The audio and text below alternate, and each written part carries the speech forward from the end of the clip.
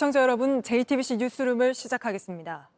여권이 결국 이태원 참사 특별법에 대해서도 거부권을 행사하는 쪽으로 방향을 굳혔습니다.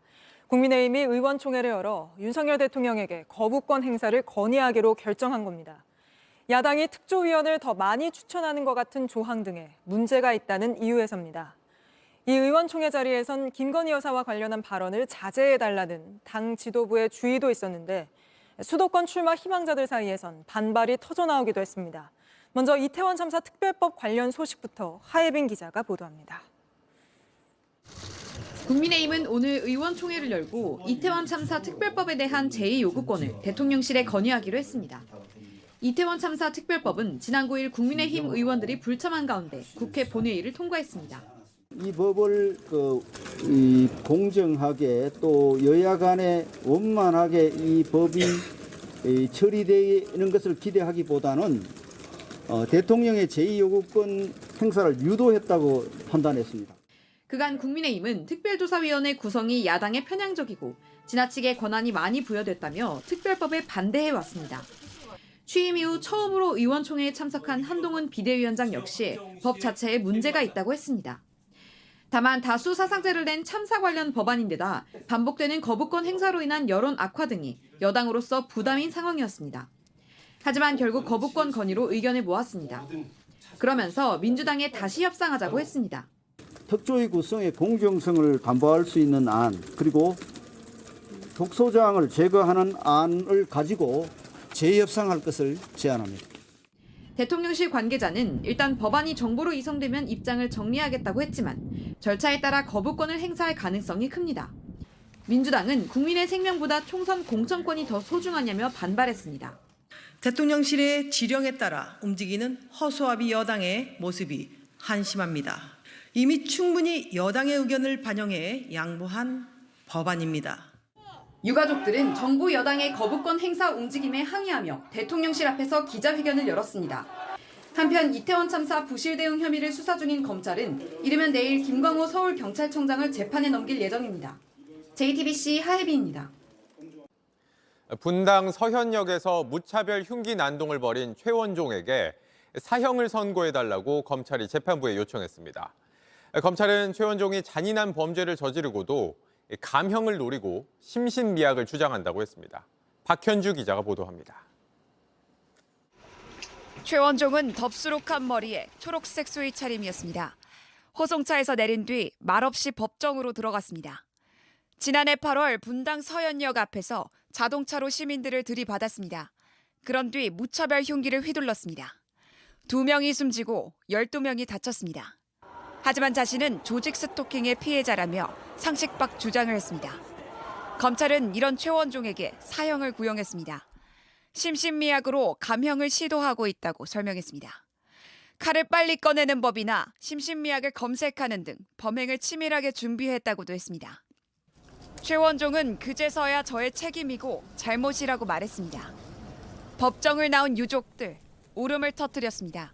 유가족들이 얼마나 힘들고 한마디 진정성 있는 말이 안 나왔다는 것에 대해서 정말 너무 이거는 아닙니다.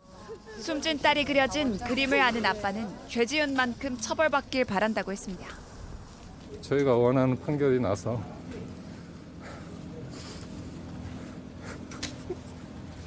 우리 딸 마지막으로 자장가 애국가로 불러주고 싶습니다. 법원에서. 최원종 판결은 다음 달 1일 나옵니다. JTBC 박현주입니다. 14살 어린 나이에 일본에 끌려가 강제 노동했던 정신영 할머니. 2년 전 일본 측은 그 대가로 겨우 99엔, 우리 돈으로 931원을 주며 또 한 번 모욕을 가했는데요. 오늘 우리 법원이 1억 원을 배상해야 한다는 판결을 내렸습니다. 실제 배상을 받아내기까지는 갈 길이 멀 텐데 할머니는 일본이 사과 한 번 해주면 좋겠다고 눈물을 흘렸습니다. 신진 기자입니다. 94세 할머니는 허리가 기역자로 굽었습니다. 한 걸음 한 걸음 부축을 받아 법정에 들어섰고 1시간 뒤 휠체어를 탄 채 나왔습니다. 할머니는 울었습니다. 너무 감사해갖고 그냥 눈물이 나와.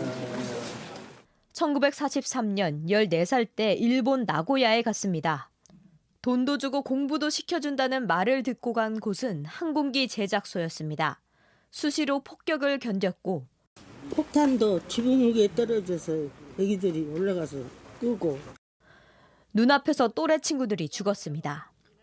모두 6명이 죽었는데 그런 걸 저런 걸 생각하면 눈물이 나와요. 뒤늦게 배상을 요구했지만 돌아온 건 모욕이었습니다. 지난 2022년 일본 연금기구는 99엔, 우리 돈 931원을 입금했습니다. 이거 애기 가자값도 아니고 오다마 한나값이나 될랑가 못 될랑가. 긴 소송 끝에 법원은 오늘 미쓰비시 중공업이 1억 원을 지급해야 한다고 판결했습니다.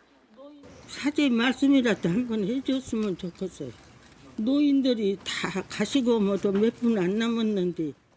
국내 소송에서 이겼지만 일본 기업이 판결을 따를 가능성은 거의 없습니다. 죽기 전에 사과받고 싶다는 바람은 언제 이루어질지 알 수 없습니다. JTBC 신진입니다. 서울 경복궁과 남산 주변은 그동안 고층 건물을 지을 수 없게 건물 높이를 제한해 왔습니다. 옛 도시 경관을 지키자는 취지지만 이 지역 주민들 불만도 컸는데 서울시가 50년 만에 규제를 일부 완화하기로 했습니다. 이은진 기자가 취재했습니다. 서울의 문화유산 경복궁입니다. 궁궐부터 바로 옆 서촌마을까지 대표적인 도심 나들이 명소입니다. 1977년부터 건물 높이를 제한해서 특유의 고즈넉한 분위기가 남아 있습니다. 손 뻗으면 천장에 닿을 것 같은 낮은 건물은 이제 거의 사라진 서울 옛 모습입니다. 젊은 세대는 이 모습이 좋습니다. 서촌이 좀 특이하게 모던하고 좀 한옥 느낌이 있어서 밥 먹고 그냥 산책 겸 경복궁 둘러보기도 좋고 해서. 규제가 정취를 남겼고 지역은 그 덕에 유명해졌습니다. 하지만 주민들 불만은 컸습니다. 집 주인들은 엄청 손해지. 우리 4천 이렇게 집은 하다못해 전설로통이나 월설로통 하는데 한옥은 집이 나가. 서울시가 규제를 일부 완화하기로 한 배경입니다. 궁궐과의 거리나 경관에 미치는 영향에 따라 16에서 20m까지만 지을 수 있었는데요. 이르면 3월부터 최고 24m까지도 지을 수 있게 됩니다.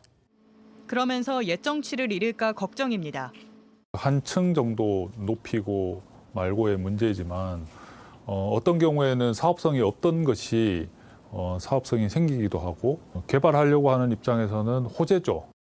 마찬가지로 규제받던 남산 근처도 평가를 거치면 최대 45m, 15층까지 건물을 올릴 수 있습니다.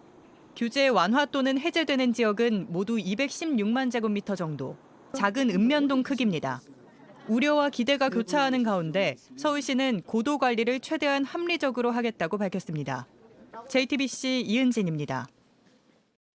안녕하세요. 뉴스룸 앵커 최재원입니다. JTBC 뉴스룸을 시청해 주신 여러분 고맙습니다. 더 많은 소식은 JTBC 뉴스 채널에서 만나보시기 바랍니다.